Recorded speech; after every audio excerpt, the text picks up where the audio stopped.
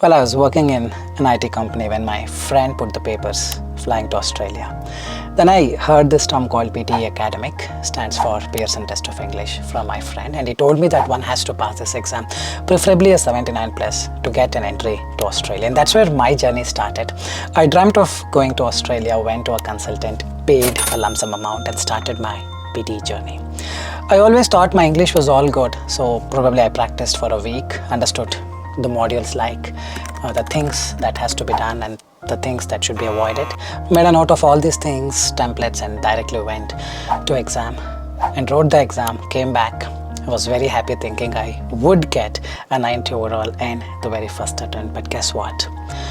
The PTE completely surprised me with a very low score in my speaking and reading, and that's where I was puzzled. Trust me on this, when I saw the failure, the very minute, the tears were just rolling down, because that was a shocker. I always thought my English was good, and what is this Pearson Test of English is telling me my English is so bad. I was a public orator, but here Pearson Test of English is giving me a score. I can't even show it to my friends. Correct? Well, this is how it all started. And then what happened? I did not give it up right over there. I continued my journey. I realized I probably need some help from others. So I joined a local coaching center by reading some reviews in the internet about the teacher, which read from so many students. The teacher was really great. I got this score, and with that aspiration, with that hope, I joined the coaching center. She told me I did not have any problem. She corrected a few of the stuff here and there, and I was all set, ready to give my second attempt. And guess what? In my second attempt, my score in speaking from 64 or 63, I believe, came down to 53, and that's where I was dumbstruck. Well, I lost my money that second round. On top of that, I was losing confidence over me that I built all these years. I thought I was successful to some extent. At least when I'm not comparing with others, at least when I compare myself with how I was when I was in schools and colleges, and later how I became an engineer, I was very confident. This exam is just shattering me down, correct? I was really dumbstruck and surprised and didn't know what to do. And that's where one day, like they say, if it was written in the destiny, it has to happen. Well, I am a core believer of that now, because destiny made me believe in it. I had to meet a friend of mine on a weekend afternoon for a lunch, and guess what? He also was preparing for PTE, and we exchanged our score reports. I got to know he had speaking 90 and rest of the modules in 50s, but I had speaking 50s, rest of the modules in 79 plus and 85. So I asked him a direct question. Dude, how did you get speaking 90? Can you show me one read aloud, please? I want to learn from you. And then he answered saying, why don't you show me one read aloud? Later I'll show you. The read aloud was always in the mouth. That read aloud, I started speaking by giving a lot of stresses, by giving emphasis. In a way, I was trying to impress the software. I read something like this. Market research is a vital part of the planning of any business. With the most perfect English possible, altering my pronunciation, altering my accent, and lot many stuff. And he was laughing, busting into laughter. I asked him, dude, why are you laughing? And he replied saying, you will get to know, let me just show you how I read in my read aloud. He read the read aloud this way. Market research is a vital part of the planning of any business. And that very moment, I was shattered. All my assumptions, beliefs fell apart, were torn into pieces, and I was just dumbstruck. Because I had some belief for the past 2 months about the things I knew about the Pearson software. And this dude came here and just, made a joke out of my beliefs, made a joke out of my assumption. Correct? That's where I realized, okay, this is something else. This is not what it seems like. And believe me, this also paved way for the success. So later I understood what was required. I directly went and gave my third exam. Well, scores had improved probably in 74 and 76 in reading and speaking, and the rest listening and writing got close to 90. And then I made a rigorous research, because next attempt I didn't have enough money. I didn't want to waste money. I've already swiped my credit card 3 times. The 4th time when I swipe, that has to be the last time is what I decided. So I invested my money somewhere else, that is Pearson official mock test, which gives you the accurate scores, which gives the same scores as you get in the exam, because it's almost the same software that is used in the exam. There I tried and tested it over the night, throughout the night. I still remember myself researching for one read aloud. I speak just 6 read alouds and click next for all the questions and see how much marks I get. So that was the aspiration, that was the dedication, because I badly wanted to get that 90 overall. Not because I wanted to go to Australia, but because I wanted to crack this, because this proved me wrong. Correct? Well, I know many of you could relate to me, but with sheer dedication and commitment, you can definitely do it. At those times, the resources were very less. Now you have my channel and many other channels which can give you a lot of insights. At those times, only hardly 1 or 2 channels were there, which is to give you stuff which was not at all enough. Correct? After my rigorous research, when I was damn confident, I saw that 90 out of 90 in all the modules in official mock Pearson. Then I went on to swipe my card. Then I gave my exam, and this is the score report. I got 90 in all with reading 86, overall 89. Well, that's the start of it. That's the beginning of it. So with these experiences, I started a YouTube channel. People appreciated the knowledge that I had, joined my coaching, was a software engineer, techie, and now then became a PT trainer, and it's been close to 6 years. We are a bunch of 100 people in our company helping a lot of students. So with this experience, the things that I learned about the PT exam, I would like to narrate. The very first thing is, never assume things until you test it out. Test where? Not in the third-party applications, but in the main exam. What people end up thinking is, I know about this. This is what it is. Correct? Describe image. If I don't give keywords, I get low scores. All assumptions. Correct? Reorder. If I make this mistake, 2 marks I would lose. All assumptions. Right from dictation, if I don't put a full stop, I get low scores. All assumptions. Never assume something without testing it out. This is the first thing that I can tell you with my own experience. The second thing is, it's not one mistake that costs you 1 mark. Remember this, during my last attempt, 4th attempt, while I was taking notes for the retail lecture, my pen stopped working, the ink got dried up because I had not put the cap on.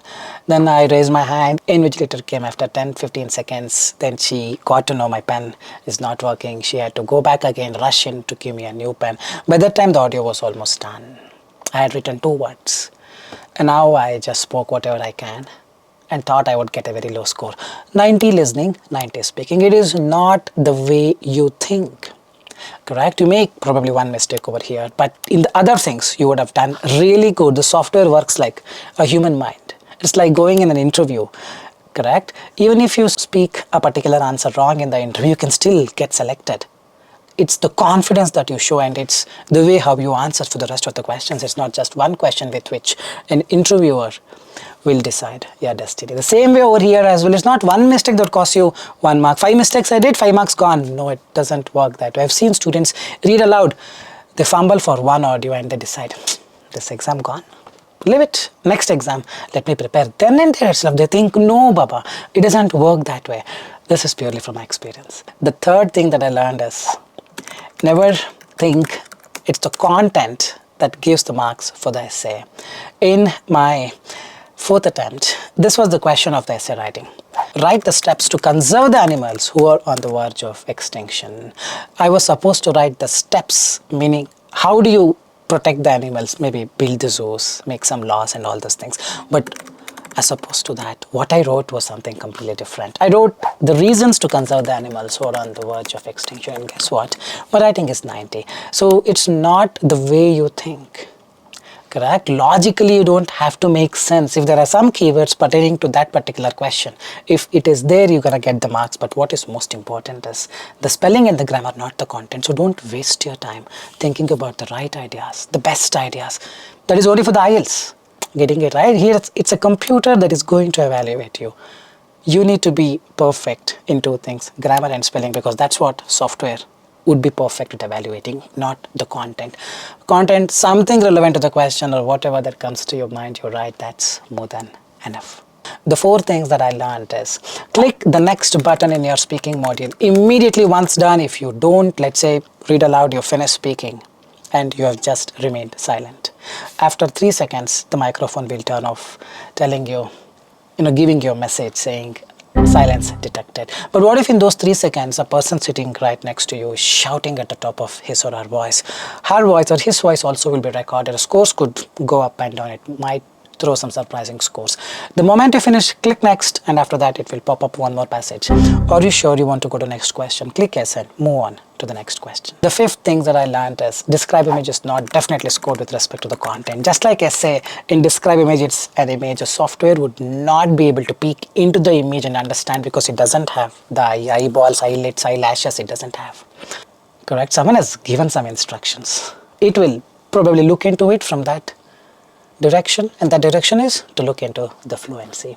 I've tested this all my first 3 attempts. I gave so many keywords, properly looking into the image, maximum, minimum, in conclusion, and lot of things from the image. I got 53, 62, 70, but in the last attempt I did not speak anything, I got 90. So these are the real things, correct? Until you test it out, you probably may not believe, but this is the reality. This is what I have observed and been observing for the past 6 years. The sixth thing that I observed is about reading fill in the blanks. You got to be ready to do the things using a mixture of grammar, collocation, and context. Just going with the context probably may not help you do the blanks within the stipulated time. Correct? Each question you cannot take more than 2.5 minutes, or some questions probably 4 minutes or 3 minutes. Most of the questions you're supposed to do in less than 2 minutes, because most of the questions you don't have to read every line, you can do using context. For few of the questions, most of the questions you can do using your collocation and grammar. You need to be good at it from my observation. So I've made many videos on collocation, 6-hour full course on collocation and context, 3-hour full course on grammar collocation. Have a look at it. All this will definitely give you the direction, correct? You have energy to run, but you don't know which direction to run, this or this. You run this direction, but that's the destination. Will you ever reach the destination? Until you one day take a U-turn and march towards the right direction. Give it a thought. This is the reality. The seventh thing that I learned from my experience is entire listening and some part of it to writing is just spelling. See, IELTS tests your listening skills, spelling, and lot many things. Here, listening skill is tested only in right from dictation. Entire thing, listening module is all about testing your basics, that is spellings. And 90% of the students have problem in the basics. Correct? Basics is not correct. Hi-fi things everybody knows. Basic only. Rabbit spelling wrong. Habit spelling wrong. Interchange. H-A-B-B-I-T, R-A-B-I-T. Correct? If you're weak in your spellings, it's time you work towards it. In our course, every day we have a spelling test. So far, some 600 spelling tests have already been done. You want to invest in a course and directly get that scores on the very first course, then join our course. We will help you. But if you don't want to invest on a course, use ChatGPT, OpenAI, or so many websites, spelling apps that help you learn the spellings. Log into it and start learning without wasting your time. The eighth thing that I learned is if you miss one right from dictation, forget about 79. 65 also would be very difficult. If you see in my second attempt, this is the score report. I missed the last right from dictation. I was typing unaware of the time. Around 2 or 3 seconds were left. Then I saw the time, it's like, done. It just took it off. The last right from dictation I was not able to do it. As a result, my listening and writing completely came down. Correct? It's not like one right from dictation, hardly 7 words will be there, so I lose 7 marks. No, 100% no. What software thinks? 7-word audio you are not able to write. You are very bad. It will give even more lesser marks. The way it works is completely different. Only Pearson CEO knows how it is trained or how it is modeled. So don't speculate things. I missed this last right from dictation. Hardly 4-5 words were there. I have to get 84, 85, 100%. You will not get. You will get 64 or 66 only. The way it works is different. So make sure to have your eye on the timer, especially in the listening section. The ninth thing that I learned from my experience is read aloud holds more importance towards your reading than the entire reading section. Let's say reading fill in the blanks, you did all perfect, but read aloud completely wrong. Your reading scores will completely come down. I'm the witness. So many of my students these days have seen for the last 6 years, including myself when I gave the exam first 3 times. My speaking was less, reading was less. Correct? But my reading fill in the blanks were all perfect. Because of read aloud, the marks to reading had gone down. So the importance of read aloud is very high. than the entire reading section combined together. If your read aloud is bad and reading fill in the blanks is all perfect, you don't get more than 65 in your read aloud. Remember, read aloud is the very first module. Software is going to learn a lot about you from this first module. So be prepared, give the best way possible in the read aloud. So the last thing that I would like to tell from my experience in this video is repeat sentence. Let's say you give all the words, all the content correctly. There is no guarantee you're gonna get full marks. When is the guarantee? The guarantee is only when you don't fumble. Your fluency is more important than the content. Let's say there is a 12-word audio. You speak 6 words correctly without fumbles, you're gonna get full marks. 3 out of 3 for one repeat sentence towards your speaking and listening both.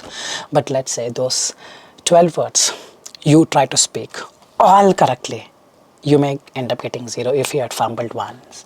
All 12 words you're speaking perfectly, but you have taken pauses, hesitated, gone case, no marks. So it's best to speak less and give that complete fluency over speaking full than hesitating.